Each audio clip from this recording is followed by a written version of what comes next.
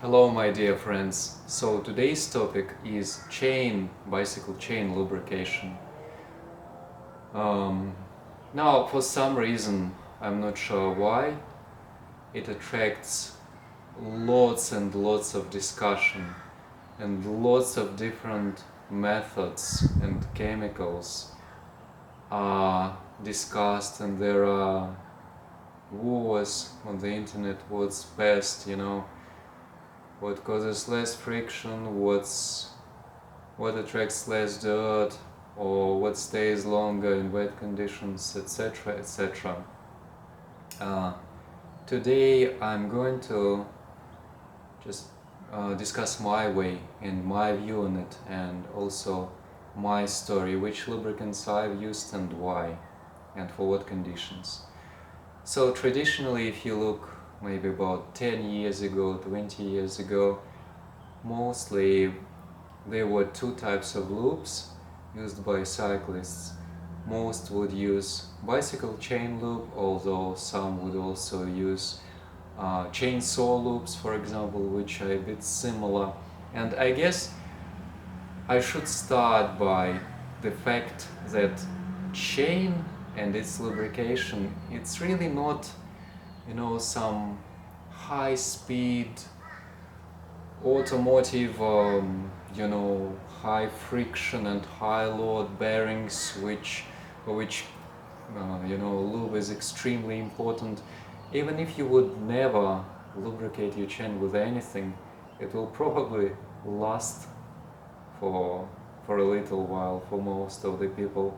And that's probably why there are so many options and so many discussions, and everyone seems to use their own chemicals for it, or not to use anything at all. And everyone's argument seems to be, but it's working for me.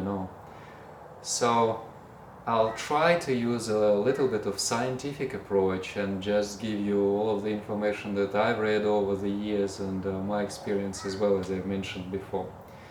So historically, as I said, about 10 years ago, there was wet lube and dry lube.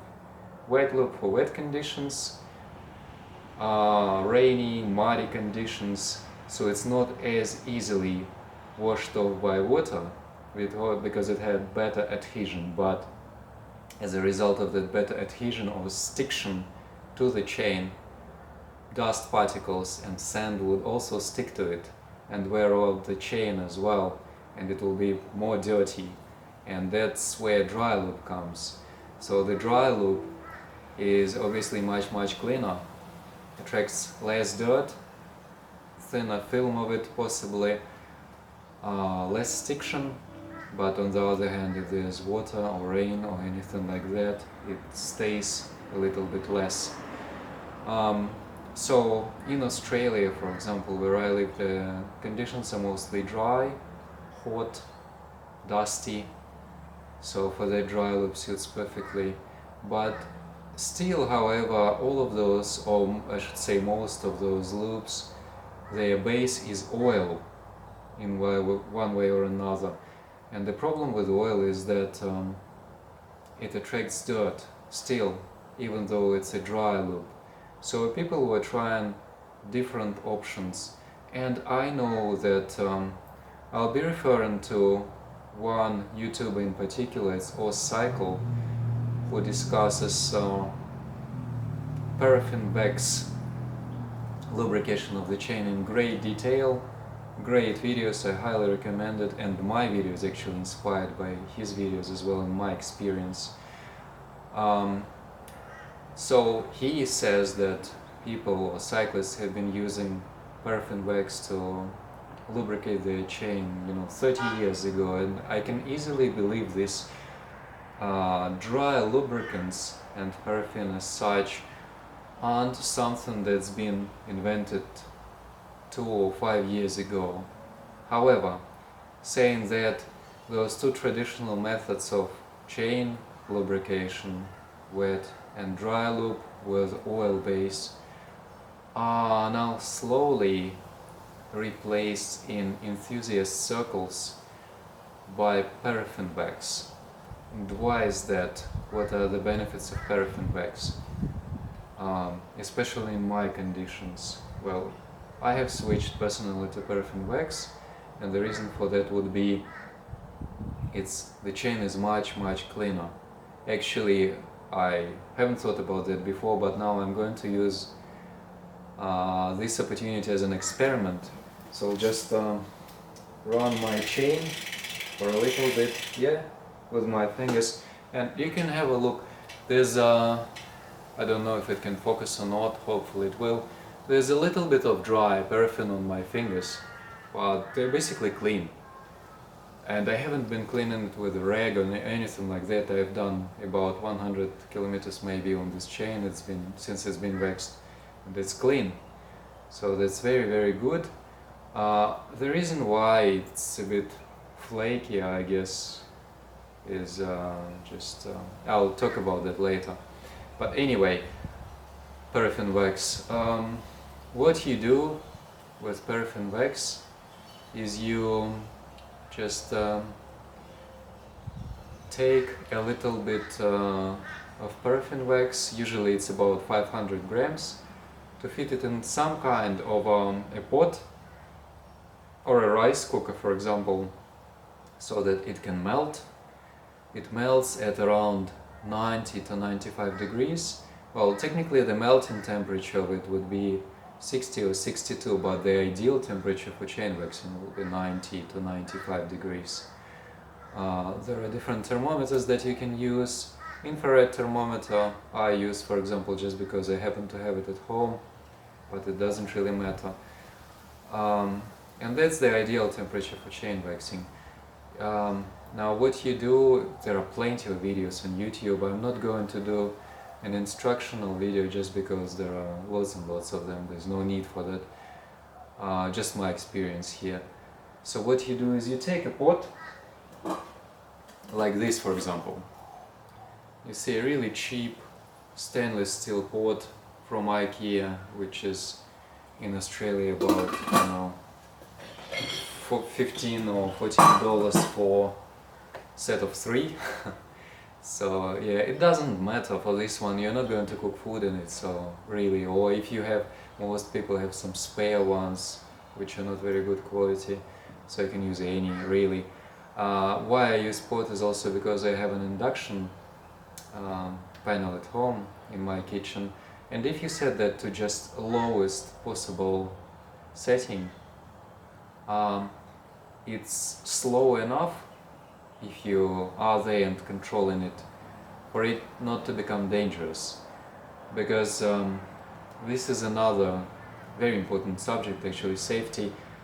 Now paraffin wax becomes highly flammable if it's heated enough, so you really need to keep that in mind. Some people use slow cookers and it's a bit safer, or what you can do is you can just use some water, take a bigger pot, boil some water in it or heat some water in it and put another pot inside, again safer like that, it's not going to overheat. Now just because I know what I'm doing and I have full control over it, I use just low setting on my induction cooker, and I check it regularly with a thermometer to make sure that the temperature doesn't go any higher than 95 degrees. But you should be really careful with it, and that's probably the only and the biggest downside of paraffin waxing, that flammability of it. If anything like that happens, please don't spray any water on it, just cover it with with this, and just prevent any oxygen from going into the flammable paraffin, and it should be fine. But yeah, just be careful. Anyway, I digress. So you melt that paraffin in it, you take your chain, you swish it around in the paraffin for a couple of minutes, then you take it out, you let it drip for a little bit, then you take a piece of rag and you just wipe it clean, depending on if you want to use it in muddy and wet conditions, then you probably should wipe it a little bit less and let it dry a little bit longer. If you're going to use it in very clean and dry conditions, then what you can do is you can wipe it when it's very hot, and this way it will be still shiny and all of the paraffin wax will remain inside of the chain. Now I can show you what I use. My mix, it's not just paraffin wax, hopefully it can focus. It's a mixture. So I take 500 grams of paraffin wax and I add PTFE to it, which is basically Teflon powder. 50 grams of it. So the proportion is 1 to 10. For 10 parts of paraffin wax you take 1 part of PTFE. And what it does, it sticks to little crevices of the chain and it makes the lubrication even better. However, two things keep in mind. If you are going to use PTFE, please buy the smallest particles available, which are 1.5 microns. Don't buy any bigger particles because it will not work. It will just clump together, it will not stick to the chain, it will not help. The particles should be really tiny, the smallest ones available, which are 1.5 microns. Another thing, that 1 to 10 proportion is really important as well. Now I had a bit of a technical problem with my scales, that's why I used more than necessary. And it's not really a biggie, I'll just add a little bit more paraffin to it and it will be fixed. But what it does now, it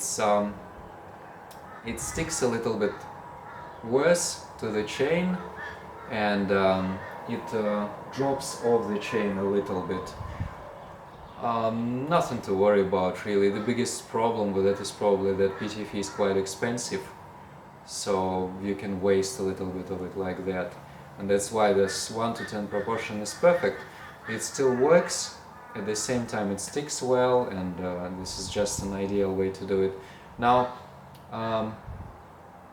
there's not a lot really which I can tell about waxing. There are lots and lots of videos about it, and I highly recommend it. It's really good.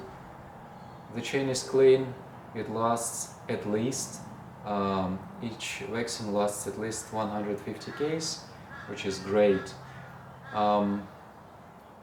Probably it could last a little bit longer as well. It was just my first waxing. Another thing to keep in mind is if you use a new chain or if that chain has been lubricated with oil-based lubrication before, you need to really clean it, otherwise the paraffin will not stick to it. So it has to be really clean and dry. And the way to do it is you take some petrol-based cleaner or degreaser. There are plenty of them available. Naphtha, it's called. You can just take regular petroleum, you know, from a fuel station, doesn't matter. So you clean it like that, basically you dilute all of the oil-based stuff in it, it becomes clean. Then you swoosh it around in some kind of a methylated spirit, for example, or you can use some water-based degreaser as well. And as a third step, you will use an isopropyl alcohol to make it really, really clean and shiny. And you will see once it's all dry and clean. First, it will not stick, obviously, it will be really dry, and secondly, if you will swoosh it around a little bit, you can hear it rattle, really dry sound, which makes that all of the oil that was inside washed away. And that's when the paraffin will stick to it. That's when you actually paraffin wax it. Yeah, so not a lot to tell about it really, and the way you clean it is you take some hot water, like boiling hot water, and you just pour it on the chain, and all of the unnecessary dirty paraffin wax will just come off it. And if there's a little bit left inside, that's not a problem. Then once it's dry, again you just shouldn't say boil, you melt your paraffin wax and you just swoosh the chain around in it, and as usual take a rag, wipe it off, and just before you use it, obviously it will be stiff. So what you need to do is you need to go through each link and just move it around a little bit to make sure it all unsticks. And then once you start riding, obviously after maybe 10 minutes it will all be flexible again, but that dry lubricant, which is paraffin wax mixed with PTFE, will stay inside where it's needed.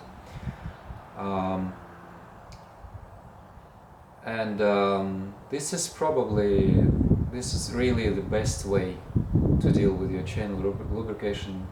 I've used some oil-based lubrication before. It wasn't very good, very dirty, to a point where you wipe it off. You've done 10k or 20k ride, it's dirty again, you wipe it off again. Especially you really need to have a chain lock or a quick link, it's called a master link, in order to be able to take off the chain, because this is really the only way you can clean it and the only way to wax it. Otherwise, there's another solution which could allow you to do it while still on the bicycle, and that's just you take a little bit of that mixture of paraffin wax and you dilute it in isopropyl alcohol, and then you just drop lots of that isopropyl alcohol with paraffin wax in it onto the chain. Isopropyl alcohol evaporates and it leaves a thin coat of wax on the chain, but it's only, I would use it only as a last resort, it's not really ideal. It's a bit messy, it's more expensive, it's just harder to do, longer as well. I wouldn't recommend it, only for special conditions. If you need to do it on the go, if it's a, 500-kilometer ride or something like that, then you can use it probably. So after using oil-based lubricants, I switched to paraffin wax in a bottle, which is Squirt, for example, or Smooth, and some others. But the problem with that also is they use crude paraffin wax, which is a paraffin wax with oil in it. So the stuff that you would use for your chain lubrication when you melt it will be in a refined paraffin wax, which only has about 0.5% of oils in it. That's why it's so clean and it doesn't attract dirt. But if you'll use Squid, for example, it has crude paraffin oil, which has about 25 to 30% of oils in it. So it's really almost as dirty, not quite, but almost as dirty as oil-based lubricants in the end. So, and it's really expensive as well, so I wouldn't recommend it. It's not a very good option. In my opinion, it's better than oil-based lubricants for sure, but this is even simpler and even better, just paraffin wax.